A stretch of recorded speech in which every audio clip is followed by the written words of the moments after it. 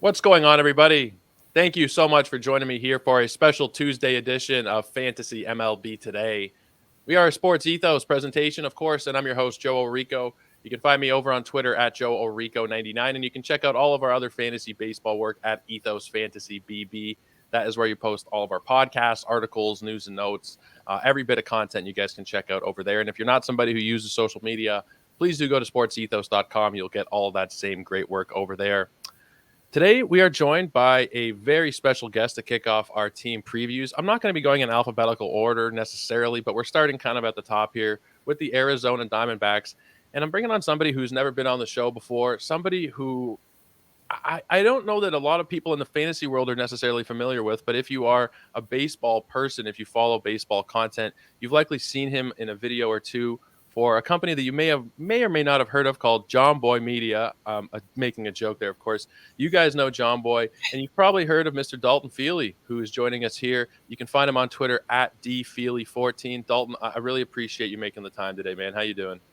I'm doing good, man, Joe. I'm excited to be here. First time on, like you said. Love fantasy baseball. Obviously, love my snakes. So I'm down to talk and excited to chat and see what's going on. Yeah, it's really cool to talk with somebody from Jomboy. Like I mentioned before, Jomboy is an ascending company. Every year, you guys get bigger and bigger. I think it was the last 6 or 7 years you guys have been around and making some of the best content. I've just been talking with you and with Jolly Olive recently about how great the content is on the JM Baseball channel. Just the different trivia and quiz videos have got me going to Sporkle myself and doing some of these quizzes and whatnot.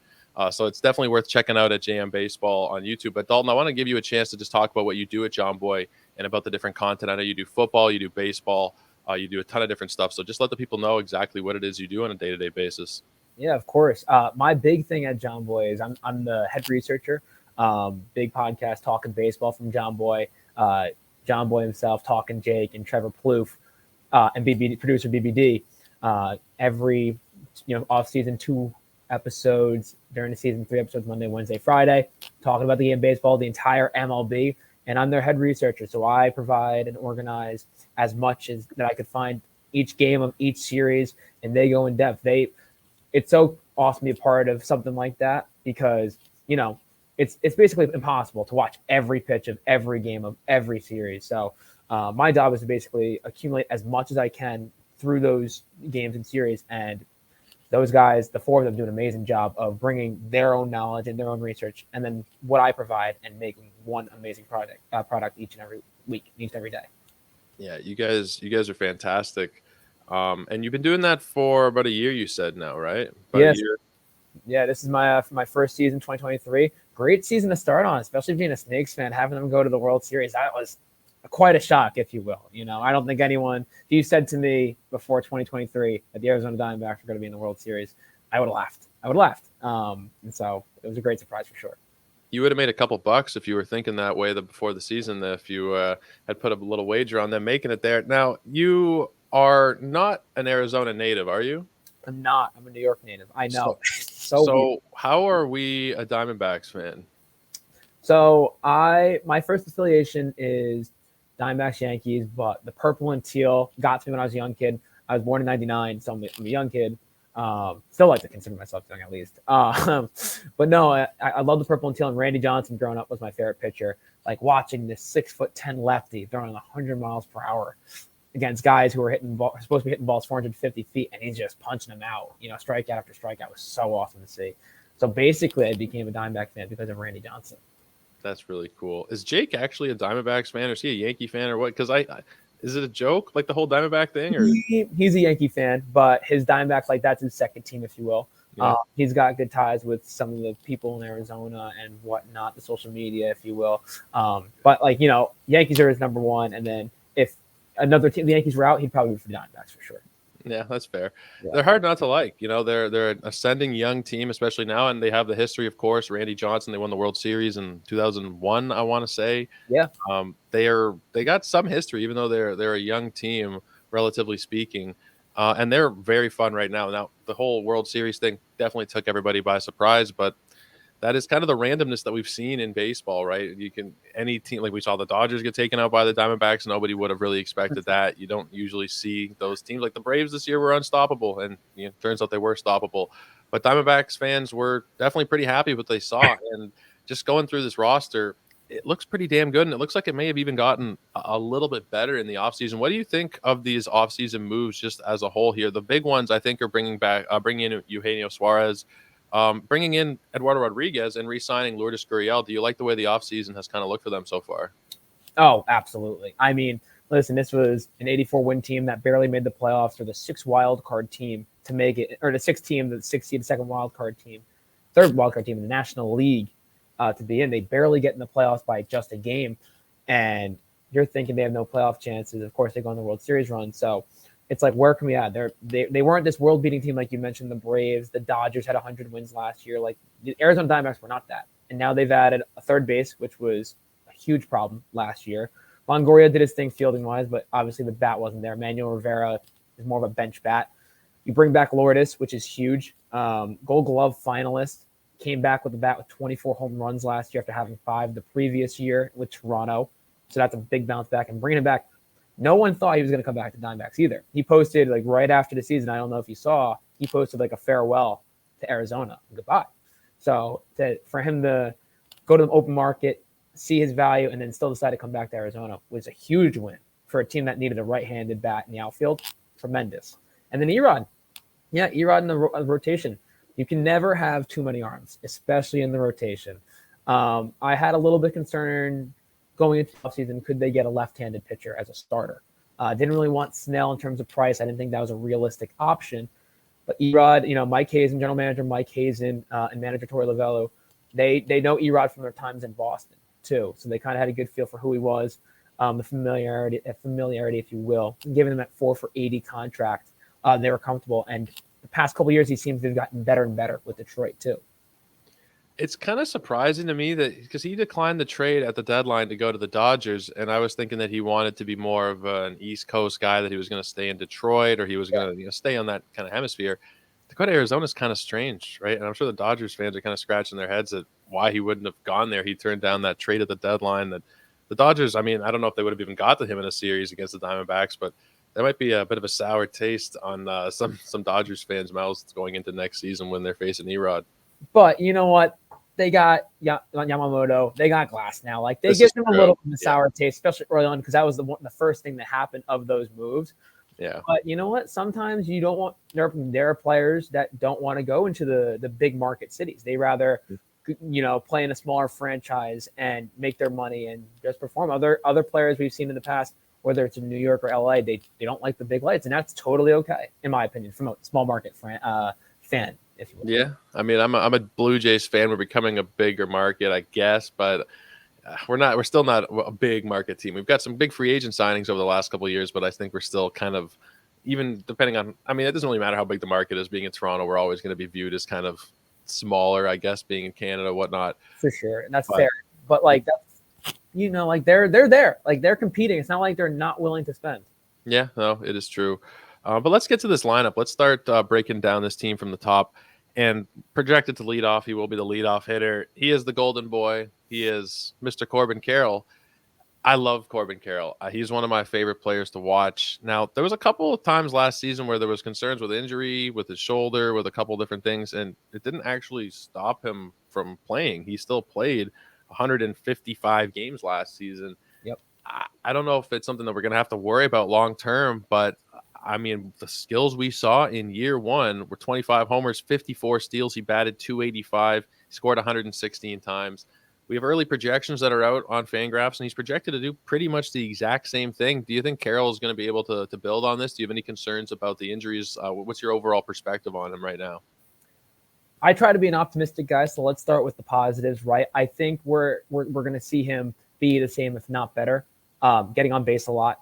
That clip, that the average 285, I think he's a guy that we're going to see consistently about 280, 290, maybe even get into the 300s in an era where not as many guys are batting in the 300s anymore. It's more of that power that we're seeing with a lower batting average. But Carroll is what I like to consider a coach's player.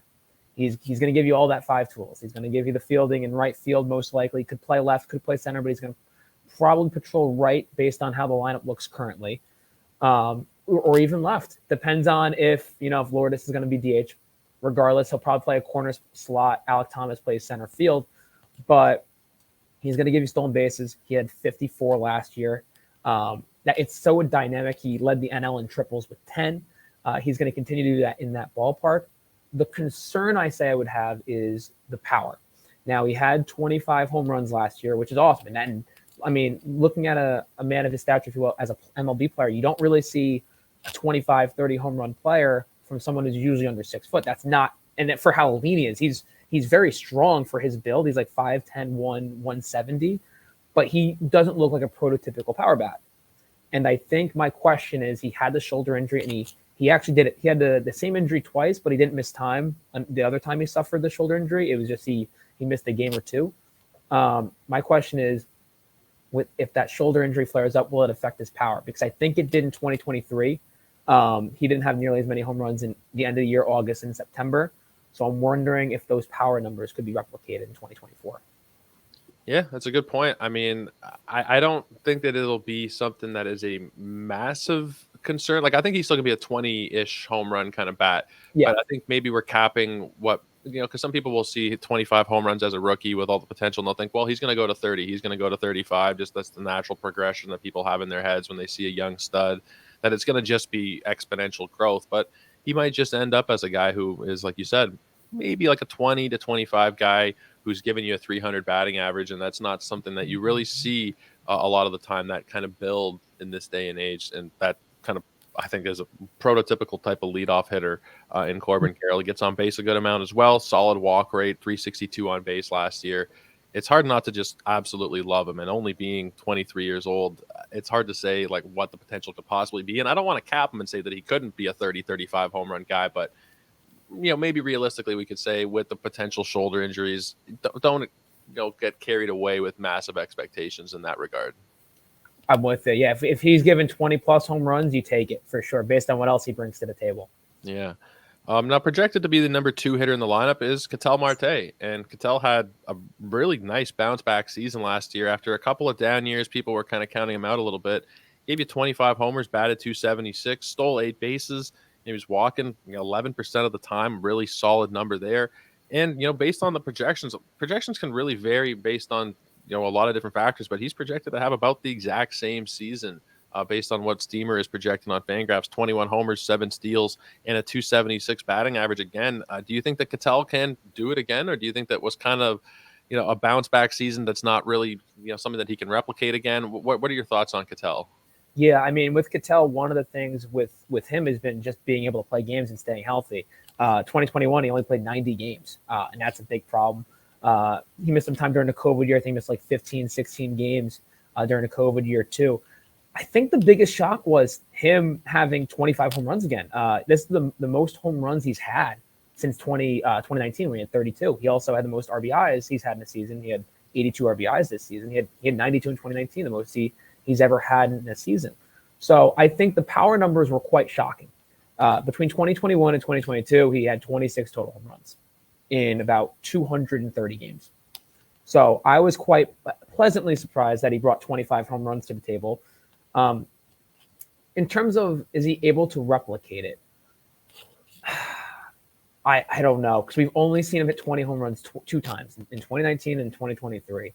So that I'm a little weary on that end, but Ketel is an electric player overall. We saw the postseason he had, setting a record for most consecutive games to start a postseason career, and I believe consecutive games in postseason to record a hit.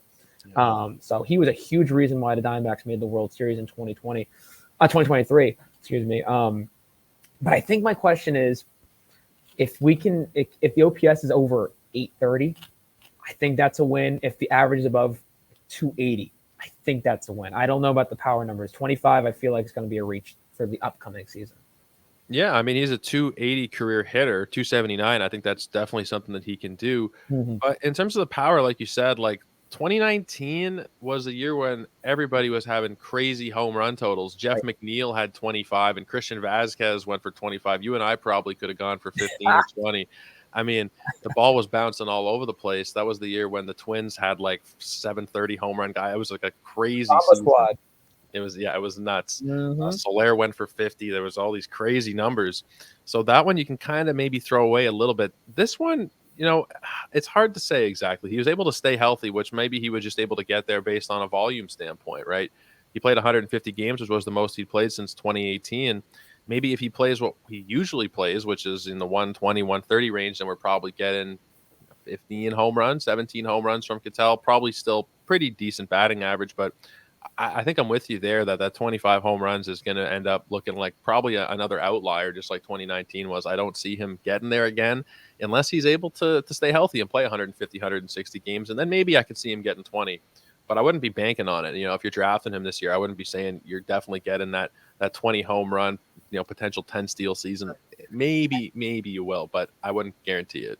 And you know what? The steals are even a question mark for me, too. He's going to be 30 this year, and he had 8 stolen bases, which is a pretty number. But if you look at the last few seasons from 2020 to 2022, he had a combined 8 stolen bases. He didn't run much until this season again, where he kind of rejuvenated and recorded 8 stolen bases, which is, I think if you're not a Diamondbacks fan, you're kind of shocked only seeing 8 stolen bases from Ketel Marte. He looks like a stereotypical player who would steal bases, if you will. Nice, tall, lean, athletic second baseman. But he just really hasn't recorded more than 10 stolen bases since 2019. We're going to bring up that year with Ketel Marte. That's obviously his career year, that all-star year. He was 4th in MVP, and people don't talk about that, but Ketel Marte, when he's healthy, he's been a really good player for the Snakes.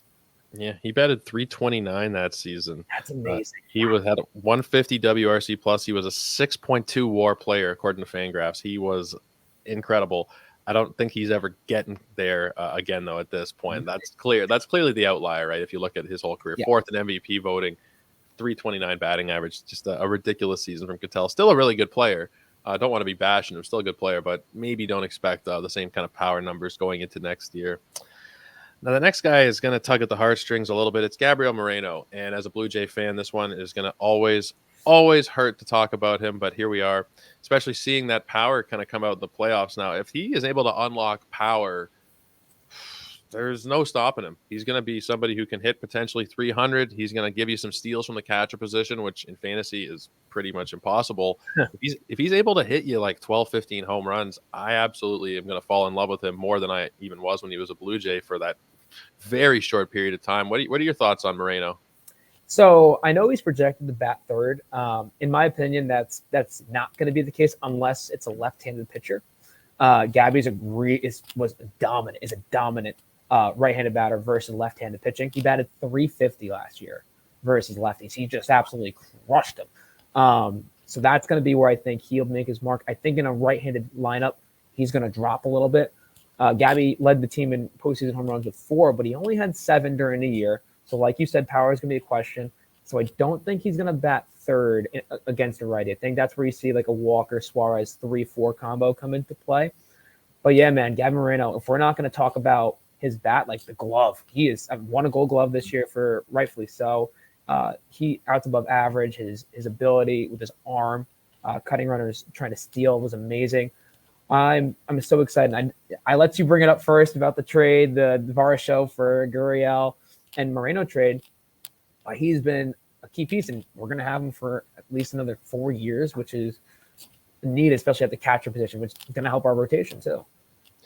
If Varsho is able to turn his season, turn his kind of batting around from last year, because the gloves, defensively Varsho's excellent, but offensively speaking, it was terrible. If he's able to kind of recoup some of that offensive value, then I can see the trade working out okay. But considering Gurriel bounced back in a big way, Moreno is looking like he's going to be an all-star. I think you give it 3 or 4 years, he's going to be battling Rutschman for the position of best catcher in baseball. I think that he is close to that level.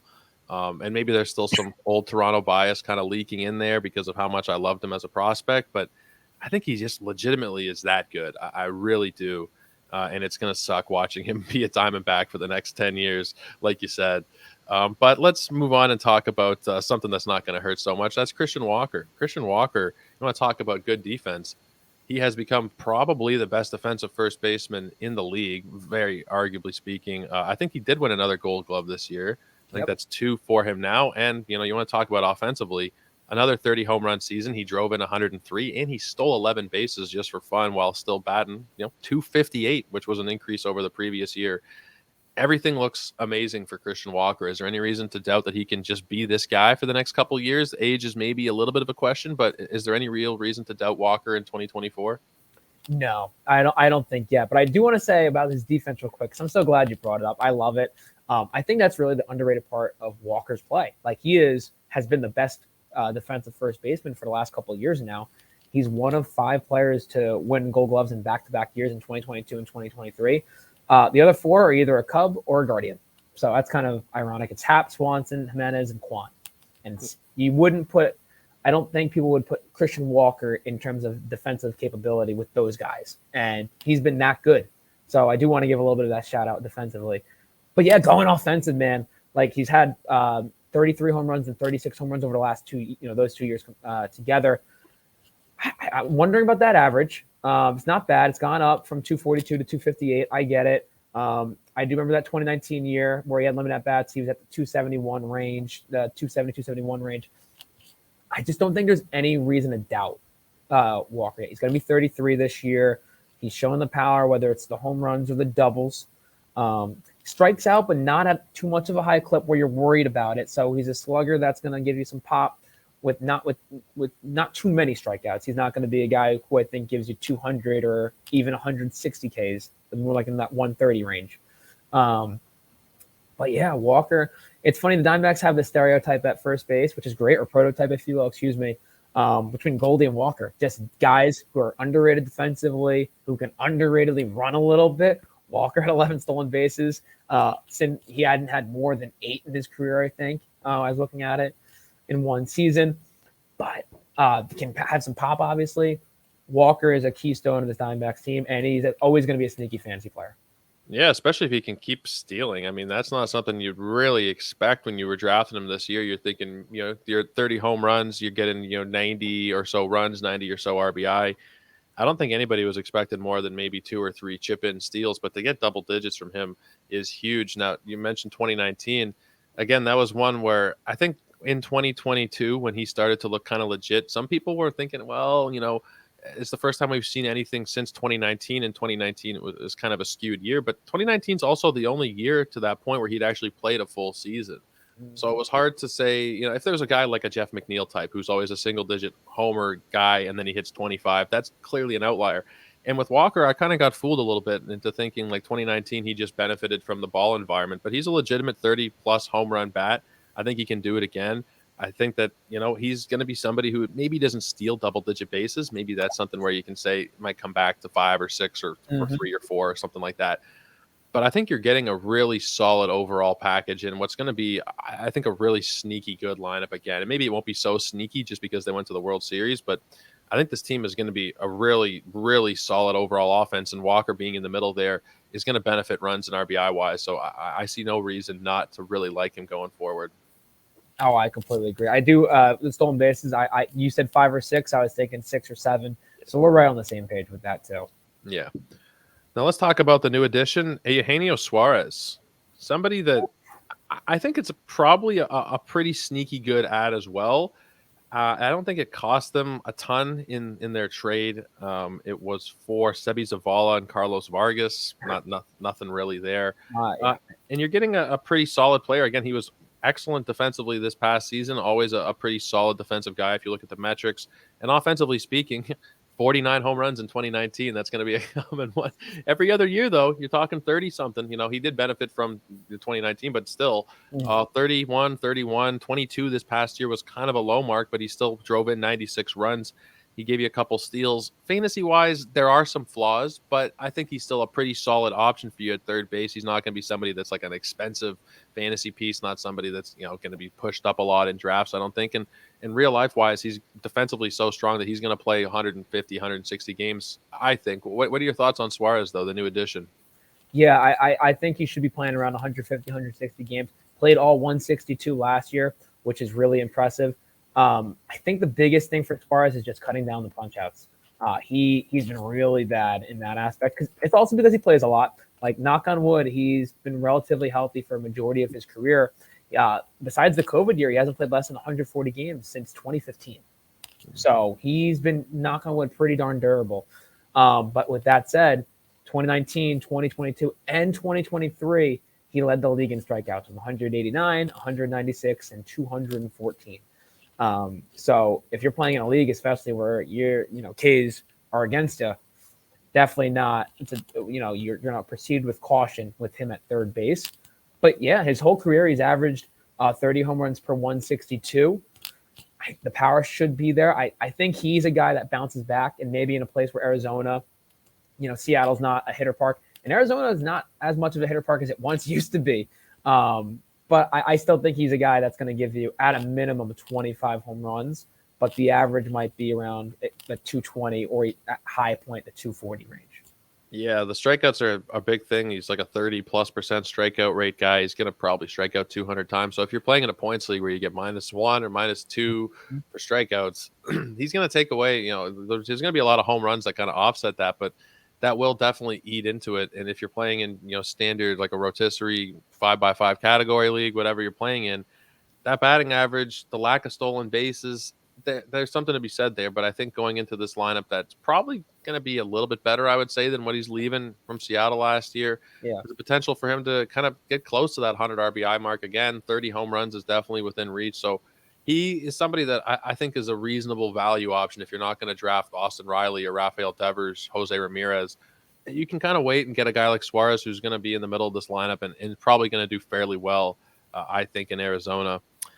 Now, Alek Thomas, I think Alek Thomas is going to be batting somewhere in this range. He's projected to be the center fielder, and we're probably going to see that considering his defense as well. You got a very strong defensive team in Arizona.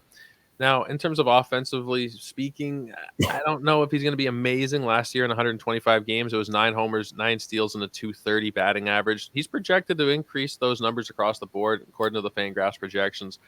He's got 14 homers, 10 steals, and a 261 projection. He's also projected to have more walks and fewer strikeouts. So they are thinking that there's going to be a nice increase across the board from Alek Thomas. Do you agree? Do you think we're going to see a nice increase from him now in his 3rd season? Well, it's very funny. Again, Alek Thomas I call him Corbin Carroll Jr. in the aspect that he's built very similarly, and he plays relatively similar too.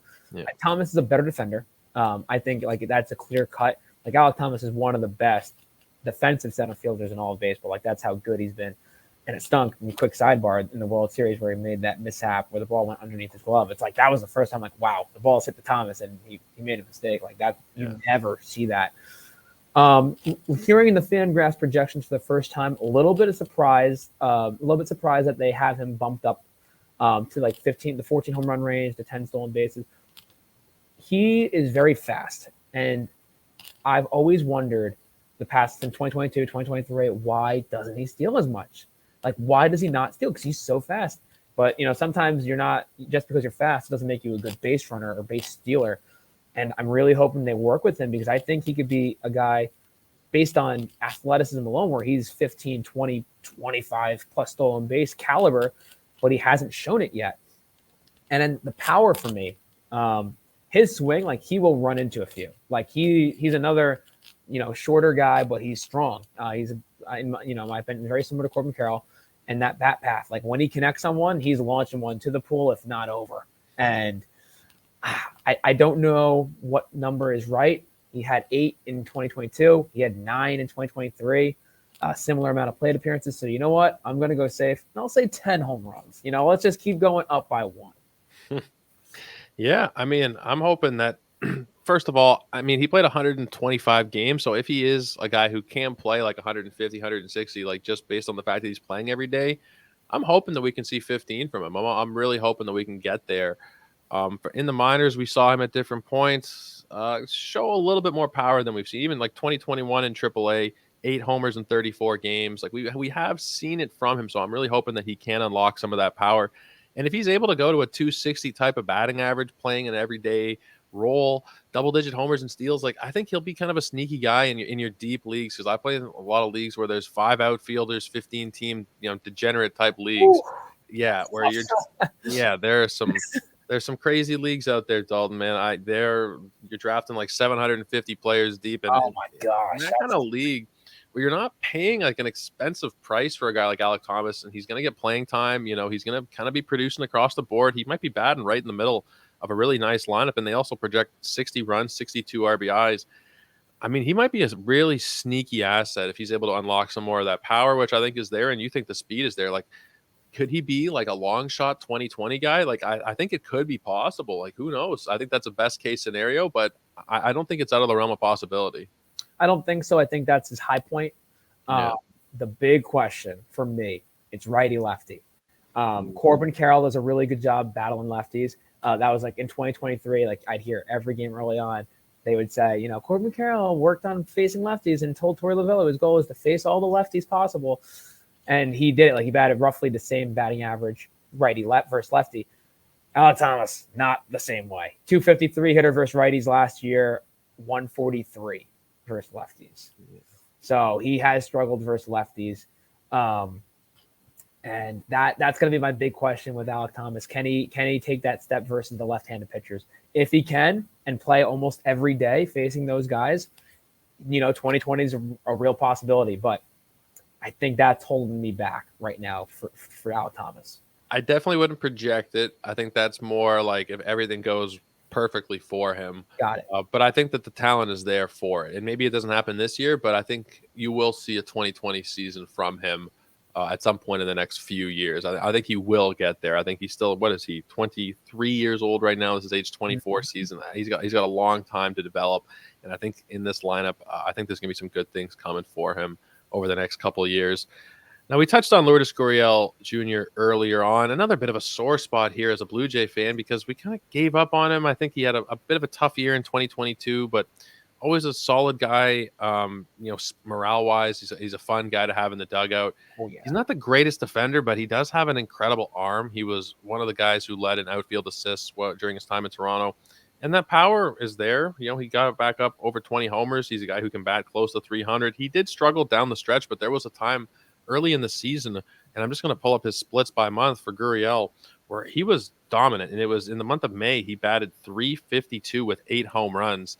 And I mean, I was just shocked. I thought he might be able to kind of keep up that kind of pace. Now, he did settle down, but it was still a career high in homers. He stole 5 bases. He drove in 82. It was a very good season for Gurriel. I don't see much of a reason why he can't do something similar again. Like, he's a guy that I think is, going to just be this type of player, 20-ish home runs. He's going to bat 270-ish. He's going to play pretty much every single day for you. And he's going to be kind of one of those boring fantasy players that's not a massive asset, but somebody like for those deeper type leagues who can really help you out. I don't know for your standard fantasy leagues if he's going to be a huge asset, but what are your thoughts on Gurriel here? Yeah, I think you actually said it really well. Like in baseball, like the game of baseball, like not in fantasy's perspective, in the MLB, he's such a fun player. Pina power, the pineapple, the purple hair, the locker room vibes. Everyone seems to love him. I know the one, I thought the Diamondbacks were going to lose him in free agency. So I thought the 1 year, like it was a blast. And I thought it was going to be gone. It was going to stink. Like that's going to be a big hole, both in left field / potential DH and in that locker room, which is a really young locker room. And he was one of the vets in terms of MLB playing time. But to bring him back is huge for the Diamondbacks. Now for fantasy, like he said, he's kind of a boring option. Like he's not someone who's going to bat, over 300 for the most part. You're not expecting more than 20 home runs. I know he had 24 this year. It's funny from 2022 with the Blue Jays where you saw him a lot, and then 2023 where I saw him a lot, because those were two way different seasons. He had 5 home runs in 2022 and batted 290. 2023, he bats 261, which is much lower, but he gives us 24 home runs, which is a massive difference. I don't know what Gurriel to believe in yet, just because, you've seen both versions of him. So I'm hoping it's a little bit of a mix where he's going to give you 20 home runs and a 280, if not even better. I'm hoping if he can give me 25, a career high, that's awesome. Worth it. Love it. Yeah, and we've seen seasons from him where he's in the short COVID year, he batted 308. I know it's 57 games, but 291, 276, 277. Those are solid batting averages. Yeah. That's well within the range where he could spike a 290, 300 season while giving you 20 home runs. It's something he's done 3 times. And he did, 2019, he hit 20 home runs in 84 games. He did it in 141 games, and then he did it in 145 games. So as long as he's playing a full season, I think that he's probably going to give you somewhere in the 20 range, and that batting average, it should be there to some extent, right? And at the point of a draft where you're taking Gurriel, there's not a lot of guys left who are going to be positive batting average forces in a decent lineup who can give you 20 homers. Like, there are a lot of positives I think you can find from Gurriel, even if it does end up being 17, 18 homers, which is definitely a possibility. I think that he's still going to be a pretty solid asset overall. Now, Geraldo Perdomo looks like he's going to be starting at short for you guys. Don't think there's going to be much of a change there. He's coming off of a decent enough year. He played 144 games, 6 homers, 16 stolen bases, a 246 batting average. Again, stop me if you've heard this before, a solid defender on the Diamondbacks. What do you think about Perdomo heading into this season? All right. So with Geraldo Perdomo, it's very interesting because he's another locker room guy. Like, he's a big personality, a fun personality. And he's a good defender. He's great at sacrifice bunting and sacrifice hits. The past 2 years, he's led the league in sac hits, which is great. I am a little worried offensively. I don't know if he's going to replicate his 2023 year, where he was an all-star, 16 stolen bases. I just don't know. I think there could be a time where Lawler comes in and takes his spot if the offensive struggles that I could see happening take place. It was a big downhill for him. So, all-star 2023, and then second half, he's a 214 hitter. He has 1 home run in the last 53 games, and the last 70 games he plays in. The power is just gone. It was just, he's not a power hitter, but like, there was just nothing juiced up in that bat. And if you're not going to bring power and you're not going to make much contact, 214 hitter in the second half of the season, you better be playing defense. And luckily, that's what his role is. I don't think he's going to be a big fantasy value, in my opinion. Maybe he surprises me and somehow there's power in that bat, or he gets off to a really hot start again. But it's stolen bases, it's defense. What do you think the odds are that Lawler takes over that starting job this year? I would say start of the season, 0%. Perdomo is going to start the year. I think if things are rough during late May / through May, I think Lawler gets his chance. Number 1 prospect for the Diamondbacks, only had 34 plate appearances in 2023. So, hasn't gotten much action yet, didn't really get much playing time in the postseason, which makes sense. You wouldn't do that to a young player. But I think if Perdomo struggles offensively, he's got to try the kid out. He's your number 1 prospect for a reason. I don't want to say the Diamondbacks are going to win now, but they're in the World Series last year. And so if there's a spot where you're struggling, especially at shortstop, I think you have to put in the kid and see if that helps that situation. Yeah, I think it will depend on Lawler, because if Perdomo's not, he's capped in terms of what his potential, I think, is. He's not just going to blow up and win Player of the Month in April or something like that. Like, if Lawler is raking the way that he probably will, he might force their hand at some point. It doesn't really matter how good the glove is of Perdomo. If you can hit, they'll find a spot for you. That's true. If it's true when you're 10 years old, it's true in the major leagues. It's always true at all levels of baseball. So I think it'll depend more on Lawler. I don't think Perdomo is somebody that's, for fantasy purposes, going to be really, truly interesting in those really incredibly deep formats. Maybe if he's able to, keep the starting job, but there's no certainty there in my mind that he is going to keep it for the whole season. I think by the end of the year, I'd be pretty surprised if it's not Lawler. Is that a fair statement? 100%. My prediction is that Lawler will be the starting shortstop by the end of the season, if not by the All-Star break. And listen, I really do like Geraldo Perdomo. Like, I don't want to say I'm crapping on him, but I just think last year's a really good season for him, especially in that first half. And I don't think that's the player who he is. I think it's more of that second half guy. That's what his real expectations should be. It could be biased because Lawler is the top prospect. You want to see the kid play, and you know how good he's supposed to be. But he's a more fun player to project. Last 2 minor league years, he's had 75 stolen bases. He had 36 home runs. So if he's going to give you 15, 20 home runs and 35 plus stolen bases this season, like, again, you can't convert minor league to MLB, but that's way more fun than what Perdomo is probably going to bring. Yeah, absolutely. Keep him a part of the young group that has come up already. Mhm. And part of that young group includes the last guy that's projected to be in this starting lineup. I'm not sure 100% if he will have an everyday role or if it'll be more of a platoon, but Jake McCarthy. Jake McCarthy came on the scene really in 2022 and batted 283, stole our hearts, 23 stolen bases as well, 8 homers. And then this past season, he was somebody that was being drafted incredibly high up in drafts. Like he was a top 100 pick. I was doing it a couple times, and then that was more when I was drafting early in the season because I start my drafting like the day the season ends. I'm already drafted for next year. Wow. Okay. Yeah, it's ridiculous. I know.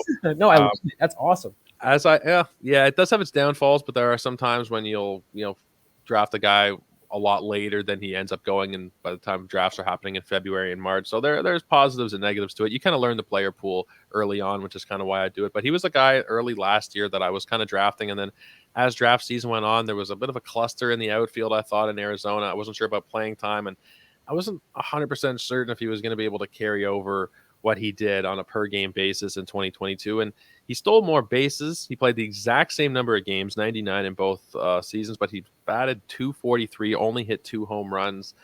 And I'm really not 100% sure if he's going to have an everyday role. Where are you at right now on Jake McCarthy?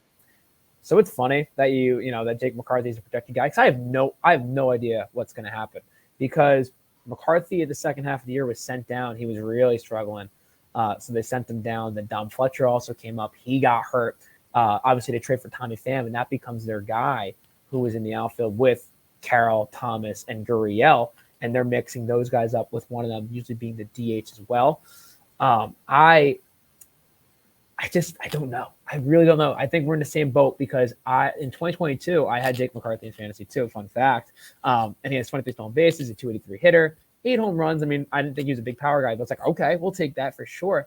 I think it's just funny outside of Gurriel, if you're going for the three most athletic outfielders, though Gurriel was fantastic in the field last year for the Snakes. It's McCarthy, it's Thomas, and Carroll. All three are left-handed hitters. And McCarthy and Thomas have both struggled with left-handed pitching. No shock there. So I think in terms of Diamondbacks needs, if we're still, if we're going to look at team needs, I think a right-handed outfield bat. They signed Gurriel, which is huge. They could also use another one, whether it's a bench player, a platoon player, something. Because the other outfielder on their bench is Dominic Fletcher, also a left-handed hitter. So, there's a mold that they like right now in their outfield. And I think they need one more right-handed hitter. But going to McCarthy, he's not an everyday guy. I don't think he will be. He will be a stolen base threat. Unlike Alek Thomas, McCarthy's fast and he's a really good base runner. So he's going to give you those stolen bases. Don't think the power is going to be there. If he can give you doubles, like he's a guy that will turn singles into doubles. So that's always good to get those extra base hits if your league's doing that. I don't think he's an everyday guy, but it's someone to watch because if they don't address the outfield with a right-handed bat, right now, McCarthy would be slotted in for that role. He's going to fight with Fletcher, and it's going to be a spring training battle. Yeah, that's the problem. Having to start this process of team previews in January, there will be still Cody Bellinger's unsigned as of right now. Blake Snell, I don't think is signed as of right now, unless there's been something that's happened today. Right. There's a lot of things that are still going to happen. So you guys might be listening to this in March. Somebody might come back and listen up the podcast feed and think, what are you talking about? They signed, what have they traded for whoever? That's the problem with doing this. But again, as of right now, we have what we have, right? And these previews are going to happen over the next couple months. I'm not 100% sure about McCarthy long term necessarily, but as long as he's out there, like even if there's a time where, let's say he doesn't have an everyday role at a certain point of the season, but then somebody gets hurt and he's playing every single day. If you need stolen bases, that's a surefire source of stolen bases. Even if he's not guaranteed to hit you any home runs or do anything else, he's a kind of guy who is a specific need type of player for me. He's not one of those balanced fantasy players who's going to do everything for you. That 283 is likely not going to happen again. So I think that you're probably safer to not get yourself into the Jake McCarthy business for fantasy unless you really desperately need an outfielder when he comes up in your draft. And I just can't see myself hitting the draft button on him too many times for this season. But that's pretty much it for the position players. In terms of the starting rotation, obviously there is a big dog at the top, and that's Zach Allen. Zach Allen was a Cy Young finalist this past season, and he was pretty damn excellent. 17-9 record. He had a 3.47 ERA. He had a 1.12 WHIP. Now, I've heard some people talk about there being a little bit of concern about the way he ended the season. He wasn't quite as sharp in the second half. He had a 4.03 ERA. He wasn't quite the same pitcher. The strikeouts were a little bit down, not to a concerning level, but he went from 26.5% strikeout rate down to 25. The walks went up a bit in the second half. He wasn't the same pitcher down the stretch a little bit. Is that something that you're concerned about overall? I mean, he was still a Cy Young finalist, so I mean, how concerning can it really be? But at the end of the day, he didn't finish strongly. So is that something that is going to concern you heading into this season? Not yet. He's going to be 28 this year, but this was his first season where he threw over 200 innings. Going from 2021, he threw 121 innings. 2022, there was 184. Last year, he throws a 210, which is his career high. So I kind of understand why he falls off a little bit. This is the first time he's done that many innings, and that's not just counting the regular season. We're not talking those postseason innings he had too, which is somewhat of a surprise, obviously, from Diamondbacks' expectations. So he threw, let's roughly estimate 235 innings. Ballpark it. It's a lot of pitchers' arm in one season. So I kind of understand why Gallen fell. And looking at the other Diamondbacks pitchers real quick, there's no one who really replicated the amount of innings that Gallen did. So he was their top dog for a reason. He makes 34 starts, but no one's making, going 6-7 deep like he was this season. And we'll say, not worried yet, like I said, but he's going to give you innings. He's going to give you probably wins. The ERA is probably going to be within that 3.2 range, I think. I know he finished the year with a 3.47. I think he's a guy that's like a 3.1, 3.2. Especially if he gives you, his second year with around 200 innings, I think he'll have a better feel of how to manage the arm. I'm also curious if they limit his innings earlier in the year, keep him fresher towards the end of the year because they saw the downfall, if you will, towards the end. My big thing for Gallen, and Diamondback fans were talking about it, his home away splits were really bad last year. At home, he was 12-3. A 2.47 ERA with a 10.6 K per 9 in 16 games. On the road, 18 starts, 5-6, 4.42 ERA, 8.3 K per 9. So I don't know what it is, but there's no place like home for Zach Gallen. He really loved pitching in Chase Field this year. Yeah, massive difference in the strikeout rate home and away. A lot more home runs allowed on the road. Very interesting. And I guess he just really likes pitching at home. There are some pitchers, I guess, that are just used to the home cooking, sleeping in their own bed, I guess, and it's hard to fault them there, really. Now, in terms of the fantasy point of view, he's being drafted as the 8th starting pitcher off the board this year. He's behind Strider, Cole, Burns, Wheeler, Gausman, Castillo, and Kirby. Does that sound about right to you? He's going ahead of Pablo Lopez. He's going ahead of Glass now. He's going ahead of Aaron Nola, Freddie Peralta, Yamamoto. He's still going ahead of. Does that sound about right to you? So it depends on the league, in my opinion, because I think Gallen, of those names you mentioned outside of Aaron Nola, is the safest bet to give you 180 plus innings, in my opinion, because Nola's been a dog with the innings. He 200 plus innings, last 5 years. But that said, I think if you're looking at a starting pitcher for K upside, that's where Glass now comes in. That's where Yamamoto could potentially come in. I think Gallen being 8 is fair. I think he's like an SP10 if we're going to ballpark it based on the names that you said. My personal bias for fantasy is guys who could punch out batters. Strikeouts are fun. Strikeouts are cool. It gives you more incentive to watch too. But yeah, I think that's a very fair spot that you're saying. Yeah, he's a very solid strikeout pitcher. 26% strikeout rate is well above average. Yeah, but it's not Strider. It's not Gausman level. It's not even Pablo Lopez type third, Snell, even who I didn't mention. Those are the more fun guys, but there is something to be said sometimes, I think, about somebody who's a little bit more boring that doesn't necessarily, because those guys who are the Striders of the world, they do pop up the draft boards as well. People are going to reach a little bit higher for them. So you sacrifice some of those strikeouts for a round in your draft. You get Gallen in the 3rd round or the 4th round instead of the 2nd or the 3rd round, and you sacrifice some strikeouts, but you're able to take a hitter in front of him or something. So I think it does generally balance out. It's hard not to like Zach Gallen. It's really hard. If you look at every season of his career, there was the bad year, which was 2021. But other than that, 281, 275, 254, 347.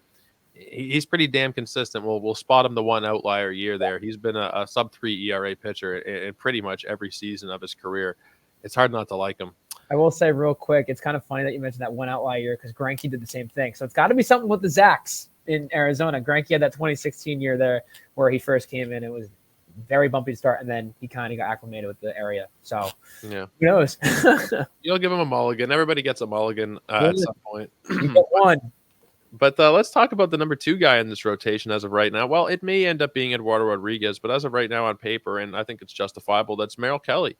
Merrill Kelly has had a couple of incredible seasons the last 2 years, and it's been shocking to me, really, especially coming off of 2021 where he wasn't that great. Who would have thought that he'd post back-to-back seasons of a sub 3.5 ERA while throwing a hell of a lot of innings, 200 in 2022 and 177 in 2023. I don't know if anybody would have thought that was possible. And on top of that, this year he actually boosted his strikeout rate like quite a bit. It's usually been like a 20, 21, 22% guy. He was 26%. That just doesn't sound like a massive increase. But in reality, he struck out more batters this year in 23 fewer innings than he did last year. So there's a lot to really like about Merrill Kelly. He's a bit older than you might think, Merrill Kelly, at 35, but it's hard to really find too many faults in what he's done over the last couple of seasons. No, I mean, you said it. Who would have thought he was a guy that's going to be sub 3.4 the last 2 years? I didn't. I thought 2022 was actually the mulligan, but a good mulligan, where it was like, the outlier, if you will, where it's like, wow, that's awesome. Could you do it again? I don't know. I think you're more of that 4.4 guy, but no, he had a fantastic year. And especially coming off a year where he threw a career high in 2022, 200 innings, 200.1. He comes back, he throws less innings, but still 177. He makes his 30 starts. The strikeouts go up, like you said. It's impressive. I'm shocked for a guy who's going to be 35, in October. He's looked pretty darn good for the Arizona Diamondbacks. I think he's their number 2, at least to start, rightfully so. We talked about innings. It's hard to find guys who are going to eat innings. Since 2022, he's thrown the 10th most out of all starters in baseball. So that's something to be said. And out of guys who've thrown at least 300 innings since 2022, he's got a 3.3 ERA, which is 14th best out of like 50 guys. So that's, it's not like lights out, but that's, top half, if you will.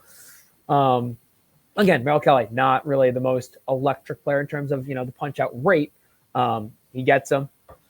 I think, when does he go off that cliff? He's now 35. It's a little scary. You're going to feel way more comfortable with a guy like Zach, but I'm hoping it's the same year. Like if he gives you a similar year to 2023 or slightly worse, I think you take that. Yeah, I think that you can reasonably expect it to be like a little bit worse, even if it's like a 3.75 ERA, 3.6 kind of ERA range, because that's probably where he actually is true talent wise. I don't know that he's necessarily a 3.3 ERA guy, but I know that he is not as bad as that 4.4 ERA, and that's kind of I think a lot of people and myself, chiefly among them, would have thought that was kind of who he was coming over from spending most of his career in Korea. 2019, he had a 4.42. He had a very nice small sample size in 2020, which is hard to really read into, but another 4.4 ERA in 2021, and then he's just been a completely different pitcher these last 2 years. He's an accumulator. He's even going back to Korea, 181, 200, 190, 158, 183. He throws a lot of innings, so I think he's somebody you can rely on. At least he's going to be there for you, barring injury. He's going to make 30 starts. He's going to throw 170 to 190 kind of innings.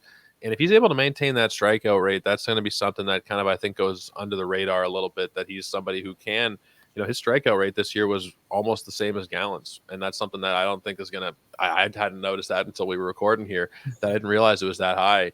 So that's something that's going to catch a lot of people by surprise, probably. He might just be a sneaky source of wins, strikeouts, and everything, really. He might just be able to replicate what he did again, and maybe he doesn't, but I'm willing to take the chance. He's not going to be an expensive pitcher. People aren't going to be saying you need Merrill Kelly this year because he's just not that type of hype. People are hyping up Tariq Skubal and Nolan Jones and Royce Lewis. Merrill Kelly's not going to be in that grouping at age 35. He's just not. Awesome group of players, by the way. Yeah, but they're expensive players. You're having to pay 3rd-round price for Tariq Skubal, 4th-round price for Nolan Jones. You're not going to be paying anywhere near that for Merrill Kelly. If I would just pull up where he's going, and I'm sure it's a little bit more expensive than I'm even thinking, but 154 is his early price. 154. I mean, I'll take that every day. At that point, you're kind of just filling out your roster at that point. If you can fill it out with 200 innings on a good team, yeah, I'll take it every day. 100%. No, I'm right there with you. Yeah. Now, we mentioned Eduardo Rodriguez a little bit off the top. He's been somebody that I was never really like, I was never that enamored with him when he was in Boston. He had a couple of really good seasons, but he also had a couple of terrible seasons. Overall, for his career, he has a 4.03 ERA, but he's coming off the best year of his career, 26 starts of a 3.3 ERA. Did miss a little bit of time, but when he was out there, he was amazing. Now, what version of him do you think the Diamondbacks are getting in the long run? Do you think they're getting closer to the 3.3 ERA, closer to the 4 ERA guy? What do you think you guys are getting for the next 4 years? Well, the version I want is a healthy version of Eduardo Rodriguez, because the biggest thing with Eduardo Rodriguez is his durability question mark. He's only thrown 160 innings one time in his career, and that was 2019. So I think first and foremost, you're paying 4 for 80, you're paying $20 million per year. You want him to pitch at least 160 innings, and he's only done that once. So that does scare me a little bit. But again, trying to be a positive guy, since 2021, his ERA has dropped from a 4.74 to a 4.05 to a 3.3. So that's a great improvement. Via Savant, his pitch run value has gotten better within those 3 years as well. So his stuff has been pretty darn good too. So you could project that, going into the 2024 season, his stuff shouldn't take a massive dip. If not, maybe if it keeps getting better, who knows? Going to a ballpark like Arizona now, I don't know if he's that 3.3 guy, because I'm torn. I really am, because we saw what he did in Detroit last year, and he made some good starts. But then towards the back of the year, he came back. He had some good starts. He had some bad starts. And I think that's more him, honestly. Like, I think he'll give you starts where he's going to give you 6 innings, 1 run, 7 Ks, 8 Ks. And then I think there are going to be other starts where he's going to give you 5 innings, 4 runs, 4 Ks, in that range. So I don't know if Rodriguez will be the most consistent starter. I think my hope is that he gives at least 160 innings. He makes around 25 plus starts, and he keeps the ball in the park.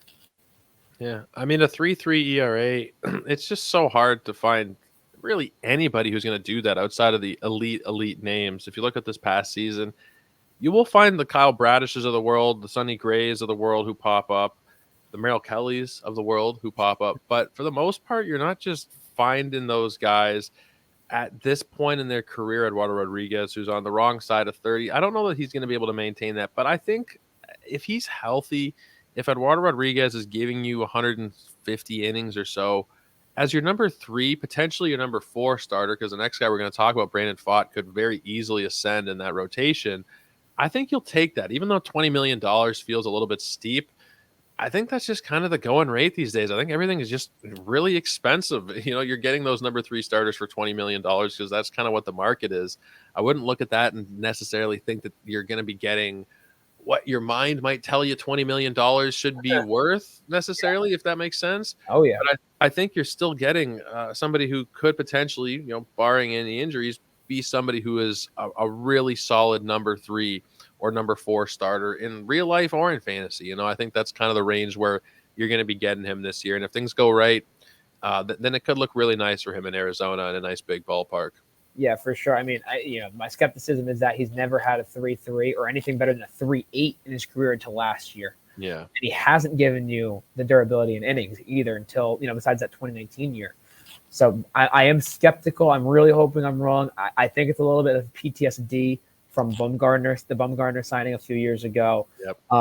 But I will say, to counter my own point, he has much less mileage than Bumgarner did when he signed, though they're the same age. I think Bumgarner had thrown almost 2,000 innings, where Eduardo's at 1,100 in his career. Yeah. So maybe that helps him in the long run for Arizona now.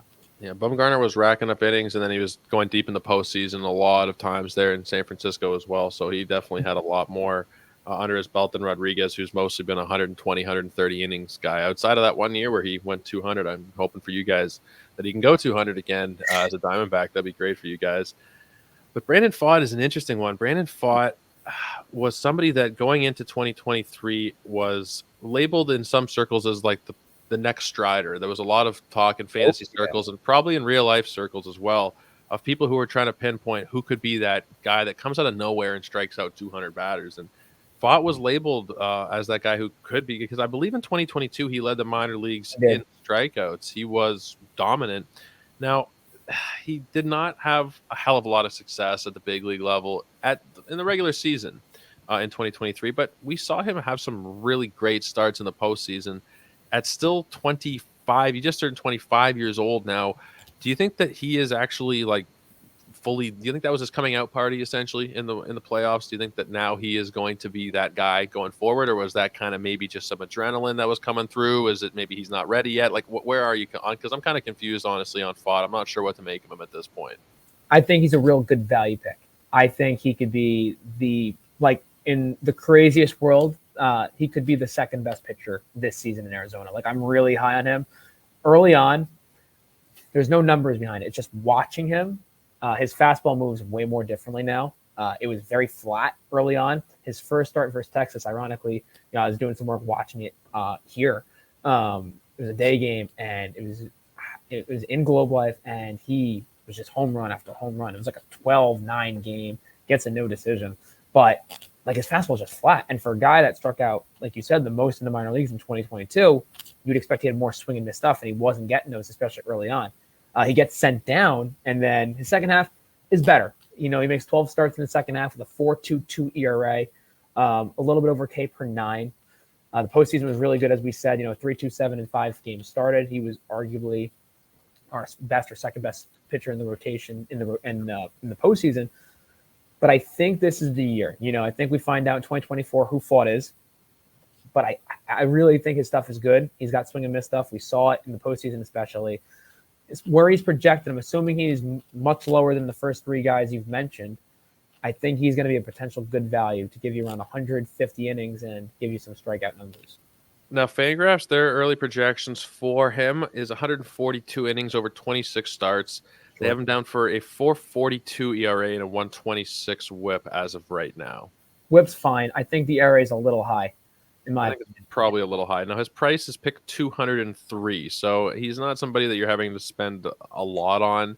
I mean, it's reasonable enough. Like, it's still a high enough price where it's not nothing. It's not like he's not free. If there's some guys going pick last round of your draft kind of range. He's not that kind of low value, but he's still, for the potential that we know is there. In the minors, striking out well over 30% of batters. 12 point something K per 9 in the minors. Like, you could definitely see there being a path where he does have a sub-4 ERA and he does become the second best pitcher on the team this year. Merrill Kelly, like we said, he's 35. You never know. Eduardo Rodriguez has kind of had up and down seasons.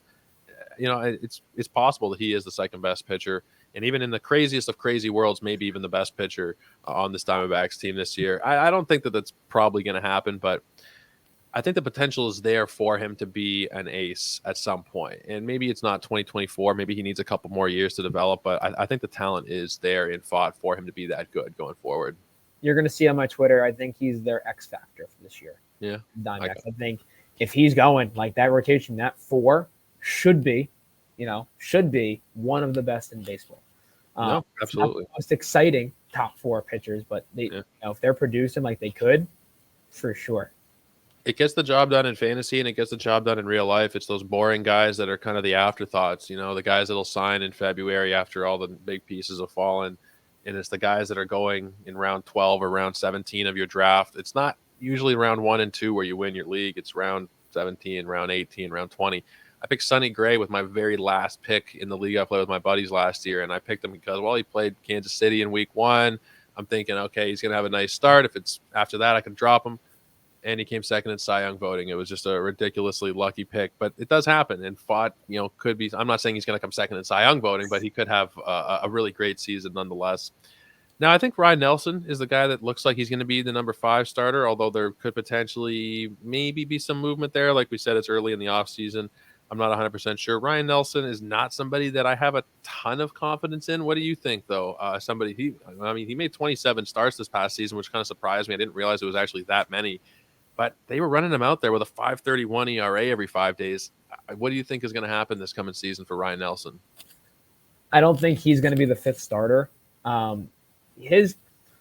think he could be a good reliever. His stuff, it's 4-seam fastball, and his other pitch, it's some sort of breaking, vertical movement pitch. I don't know what they classify it as, but Nelson, he's made 30 starts in his career. his first 3 starts in 2022, I had him actually late in September in 2022 fantasy, and he was really good during that stretch. And I thought he could maybe replicate, not to that extent, but be somewhat decent in 2023, and that was not the case. They have a guy, Dre Jamison, who I think is actually a better rotation guy, but he's going to be out with Tommy John, so he scratch him off the board. Tommy Henry last year, I want to actually talk about him if you don't mind, because I think he's a left-handed pitcher. I don't think he's going to be great for fantasy, but the only reason I want to bring him up is I think he's going to be their fifth starter over Nelson. I think if you're going stuff for stuff, I think Nelson's a better pitcher. I think that fastball plays better. But Henry being a lefty, Henry is, I think, a better pitcher. He has a nice little changeup.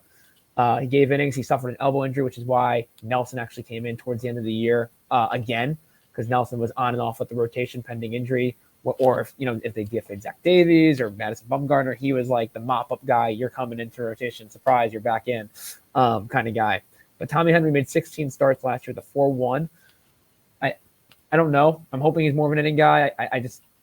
His stuff is okay. Fantasy-wise, I'm skeptical. Real-life-wise, I'm skeptical. But that's the current role of the fifth slot right now. Yeah, it's tough to find a fifth starter on any team, really, who's going to be doing too much for you fantasy-wise. Real life, you're just kind of hoping to eat those innings up. And, I mean, I don't think that you're going to be looking at Ryan Nelson, what he did last year, and saying that they're going to want to be using him to eat innings again. Maybe he gets better. He probably does get a bit better, but still young.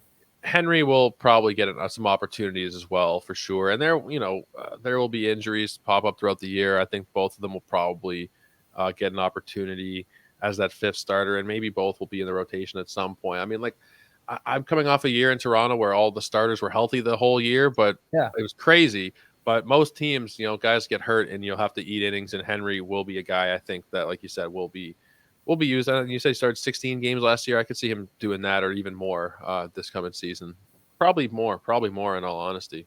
I do want to mention with Ryan Nelson, because I had to look it up about like savant stuff, because I knew what it would look like. It was going to look as cold as ice, lots of blue. And chase rate was 11th percentile. Whiff was 9th percentile. That's ugly. Hard hit was 22nd percentile. Like, its pitching value was 3rd percentile. That's not. And the numbers kind of proved it. Yeah, it's gonna be tough for sure. Well, we covered the starting rotation now. The last part, and I don't want to keep you for too long here because I know it's at the end of the workday, but let's just quickly talk about the bullpen. Paul Sewald is going to be the closer here. I don't think there's too much of a question there. But let's just say that Sewald crumbles, falls apart, or he gets hurt or something like that. Who would you think would be the guy that is turned to in this pen? Last year, it was a revolving door of guys from Chafin. There was Ginkel, there was Castro, there was McGuff. There was, I don't even know how many different guys got a save last year. But what do you think it'll look like this year, hypothetically speaking, knock on wood, if something did happen to Sewald? Who'd be the handcuff guy there? This is surprising. I think it's actually pretty much a slam dunk, knock on wood. It's going to be Kevin Ginkel. He's going to be the 8th inning guy. Of the things I've said today, that's like the most sure I've been. Kevin Ginkel was really good towards the end of the year, and in the postseason, especially. Like we talked about, Pfaadt being the best starting pitcher. Kevin Ginkel was our best reliever in the postseason. Yeah, 11 2/3. He didn't give him a run. He struck out 15, had 6 holds. Like, he was shut down. He was money when they used him in the postseason, and even second half of the year, he was really good. Before the postseason too, the second half of the year, the Diamondbacks finally, and I mean finally, it had been years for them to have a decent bullpen. Like, they went from having a horrendous bullpen to start the year with Castro and McGuff and, whoever you want, Luis Frias, Joe Mantiply, Kyle Nelson, like whoever you want to throw in there, right? And also, sidebar, all the players that they had to release or send back to the minors or DFA or whatever, because it was a revolving door, like you said. They have some solid options in the pen. Sewald being the closer, Ginkel being the 8th inning guy, Thompson being the 7th inning guy. Andrew Salfrank is going to be the first lefty out of the bullpen, probably. So they have some decent arms in that bullpen that, in real life is going to be important for the Snakes. But come fantasy, Sewald's getting the saves, Ginkel's getting the holds, and even Ryan Thompson's going to get some holds too. Yeah, I think that Sewald is such an upgrade. Like, it was such a refreshing thing from a fantasy point of view. You had Andres Munoz kind of getting freed there in Seattle, and you had Sewald because that was something that, like, they were both so good and they're both so deserving of an everyday closer role. And maybe there's some talk about Munoz. We won't get into Seattle talk, but it was good to see them both going to get freed up. Yeah, for sure. So fun to watch. Yeah, Seawald is great, even though there was some iffier moments in the postseason. He's still a great guy to have there at the back end of the pen. He's one of the best closers in baseball, in my opinion. Dalton, I really appreciate you taking the time today, man. It's been a lot of fun going through this whole roster. I think that the Diamondbacks are probably going to be in at least a similar situation where they were last year, getting into the playoffs. And once you get to the playoffs, I mean, you guys proved to us that anything can happen. So it's a lot of fun. Looking at the team, and great talking with you, man. Great meeting you. Dude, Joe, it's been fantastic. I mean, I've been impressed. Like, I know fantasy, I know baseball, but like, it's the in-depth that you're given to about the Arizona Diamondbacks, and let alone you're doing all 30 teams, really impressive. And it's been awesome talking to you, man. Excited to see the stuff, all the content you're producing. It's been great. It's a lot of fun, man. You get to a point where you almost feel like you have to know everything about every team. And of course, like, I have tabs open on the computer. I don't know all this stuff off the top of my head. But it's just a process where you just go through these names so many times and review players and positions and look at different categories. And you just end up seeing these names so many times and going through these stats, and it ends up getting stuck in there. But it is a lot of fun. Of course, this is the first of our 30-team previews. We'll be back. Not sure which team we'll do next. We're still talking with some people, but we'll be trying to do it roughly alphabetically. So maybe look out for Braves or White Sox or somewhere up there, Red Sox, something like that. But in any event, please do go check out Dalton's work over at Jomboy, and go check him out over on Twitter at DFeely14, DFeely 14. Definitely one of the more underfollowed people over there, so make sure you guys are giving him a follow. If you want to check out my work, that's JoeOrrico99. Looks like the way it is on screen there, JoeOrrico 99. And of course, check out sportsethos.com for the rest of our baseball coverage and everything else. But guys, that will do it. We'll see you again tomorrow. But until then, take care and have a great night.